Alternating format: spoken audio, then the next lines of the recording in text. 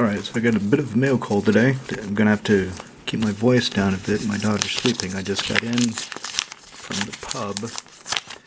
Normally would have opened these at the pub, but didn't have time before everybody started showing up. What's this? Oh, neat. Huh, okay, so something about some server racks. Okay, well, it's in English, so I can actually read it. Ooh. Ooh, he came in. He's not foil. He's supposed to be foil, isn't he?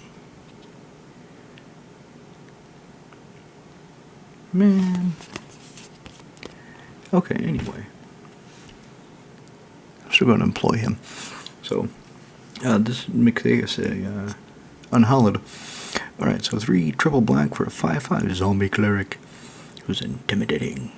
Whenever a human deals damage, you destroy it, which has never happened to me, ever. Every time I show Macias on camera, I always say the same thing. Never happened to me. Maybe someday it will. Maybe not. Who knows?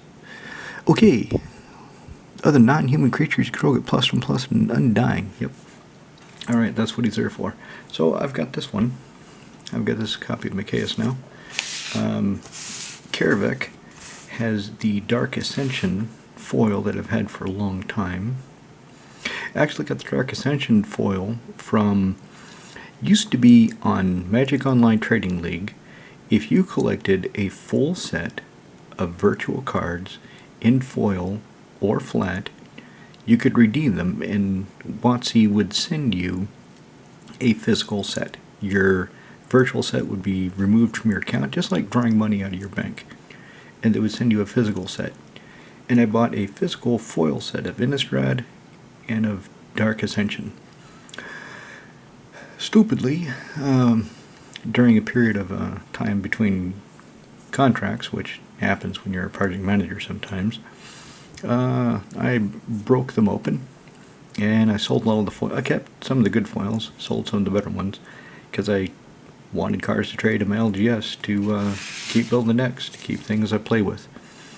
I imagine those sets would be more valuable today intact, but I don't have them, and I'm kind of doing the same thing. I'm kind of cannibalizing my collection in order to get cards to trade to my LGS in order to build the decks I'm showing you, to build decks I want to play, because I've got a lot of cards, a lot, that I never play with, and some of them are really nice, but sometimes I get rid of a card, and 2 months later I realize I need a back for a deck.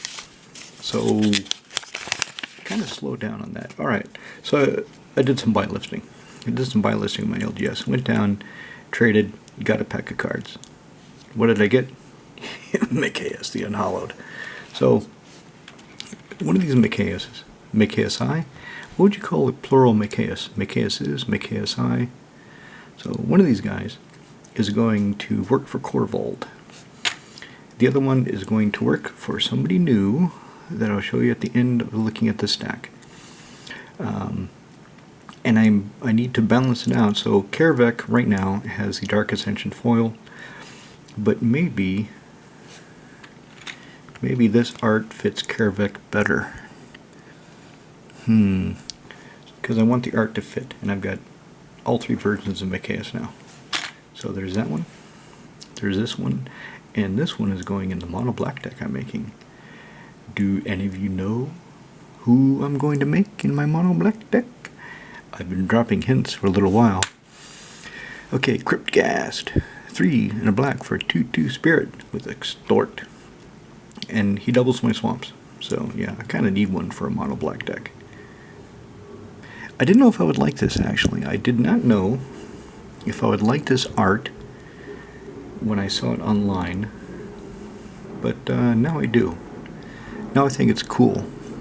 And it's different. I've already got one of the Ravnica versions, again in Karavek. So that's going in a mono black deck.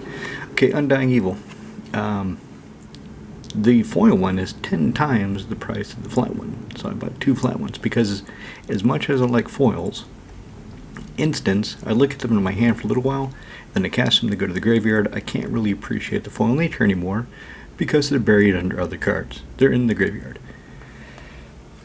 And I actually bought 2 of these.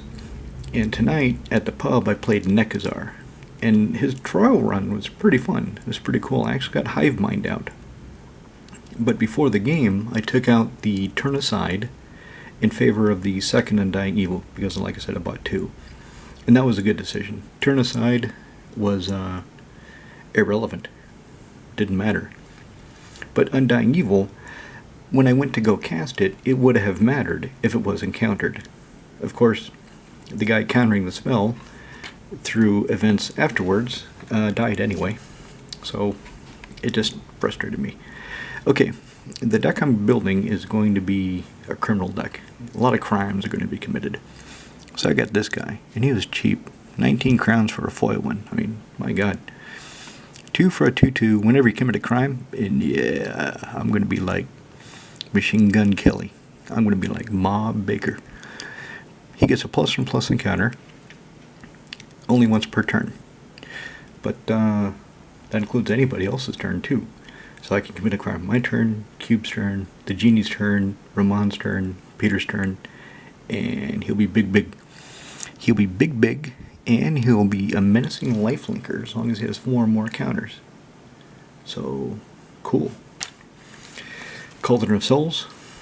Showing you the Cauldron should kind of give you an idea of who I'm going to build.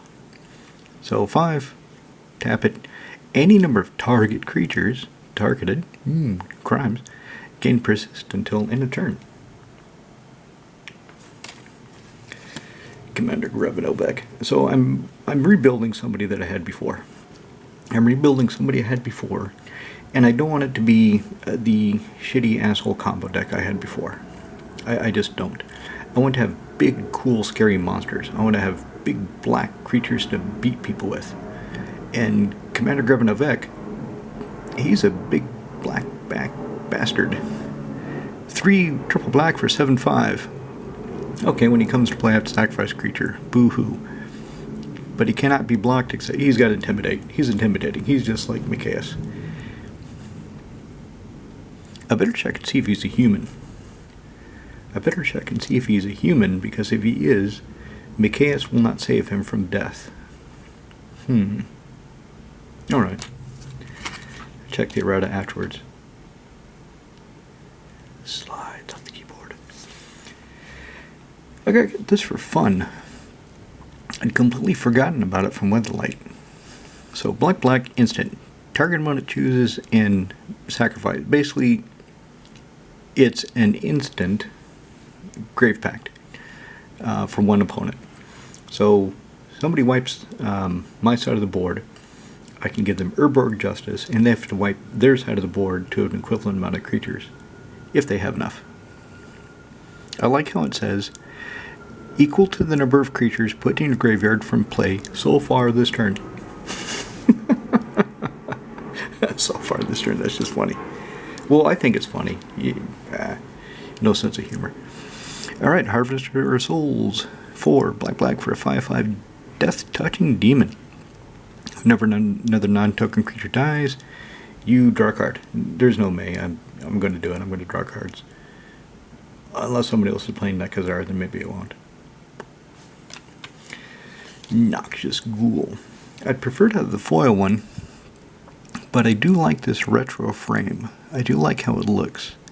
So I'm satisfied that it's not foil, because it does still look pretty good. 4 black for a 5/4 menacing artifact construct. When it comes into play, destroy a creature, gain life equal to its toughness. Bang, done, die. Son of Yawgmoth. 4 and 3 life. So 4 and 3 life for a 2/2 lifelinking horrific minion that for any black and any of my mana costs, instead I can pay 2 life. So I better gain a lot of life in this deck, because this can hurt me real bad. Somebody's going to get hurt real bad. Whenever I cast a black spell, he gets a +1/+1 encounter. Well, he's got lifelink, so he helps. He helps himself. And because I'm making a mono black horrific deck, I need this burnished heart. I need the cute little mechanical deer, cute little mechanical fawn to sacrifice and work with the big black bastards. And here he is. This is who I'm building. Yes. Yes, I've gotten too far. I've acquired cards for the deck. I saw that it will work okay in today's environment because of the game where I played Hirobi in Carador, and I had Yevamai Hollow, and I'm waiting for Hirobi to die. I had nothing else to cast, nothing else to do. Okay, I'll play Hirobi. I've got Yevamai Hollow, and I'm just waiting for somebody to target Hirobi and kill him. But they didn't. Turn after turn, they didn't. And I'm just sitting here thinking, wow, once per turn I can kill any creature I want by targeting it with Yevamai Hollow, and nobody's killing Hirobi. What the fuck? What the fuck is going on? Whereas before, when I had Hirobi, as soon as I come into play, within not even a full turn, a play or two, he'd be targeted and die. Everybody had some kind of random targeting bullshit, so he would die. But that doesn't seem to happen as much anymore. So I'm rebuilding a Hirobi. The Kamigawa Hirobi will stay with Carador, because the art fits the theme of the deck. This one, because I'm building a different kind of Hirobi, without the machine gun team of Triskelion and Mephidros Vampire, that's just evil. So if you have Mephidros Vampire and Triskelion, Triskelion says, take off a +1/+1 encounter, do 1 point of damage for whatever you want. Mephidros Vampire says, if one of your creatures deals damage to a creature, put a +1/+1 counter on it. So you take counter off Triskelion, you hit a creature. Mephidros Vampire reloads Triskelion with another round. Triskelion fires, bang, Vampire, reload, bang, reload, bang, reload, and you just gun down everything. I'm not doing that shit. But anyway, so he's a 2 black 4/4 flyer. When a creature becomes target of anything, it dies. So don't have to worry about Swords to Plowshares. Don't have to worry about your targeting effects exiling your stuff, because it'll die before the exile trigger happens. So it should be a lot of fun. I'm looking forward to it. And then just because I got this guy, I had no idea this guy existed. 2 and a red for a 1/3 trampling haste. Whenever another creature enters the battlefield under your control, double his power until end of turn. I'm putting this in Aurelia. Oh yeah. I wish he was a goblin, but he ain't. Anyway, so if I have this in Aurelia, and I cast, what is it? The damn... Okay, forget the card. I can't remember the goddamn card. Let's say I attack with Hero Blade Hold. And, I don't know, Squeak. So, Hero Blade Hold attacks, I get 2 creatures. Squee attacks, and I get 1 creature. So that's 3. So, Squeeze Goblin makes him 2. Blade Hold Soldier, one of them makes him 4. And then the other soldier makes him 8. Bang, bang, bang, bang. 2, 4, 8. Yep. Double. So, I'm really looking forward to him in Aurelia. I just thought, since I'm trading and stuff, I don't have another Burnished Heart in my my art binder, my extra cards. So I got one just in case I want to put it in somewhere. Maybe Nekazar needs it, I don't know. But I've got an extra Burnished Heart. And I don't think I had a retro schematics one. I do not believe I have one of these. But now we do. Okay, Drana. I got her for Hirobi. But actually it's going to be a non-bow with Mikaeus. Because if she attacks, gives everything a +1/+1 counter when she deals first strike damage. If they die and Mikaeus is out, they won't come back because they already have +1/+1 counter, so the Undying will not trigger. So I'm just going to set her aside somewhere. I've got a foil one already in Edgar Markov. This one is pretty cheap. I'm really surprised how cheap some of these cards. I think she was 25 crowns, like €1. for a 3 mana 2/3 flying first.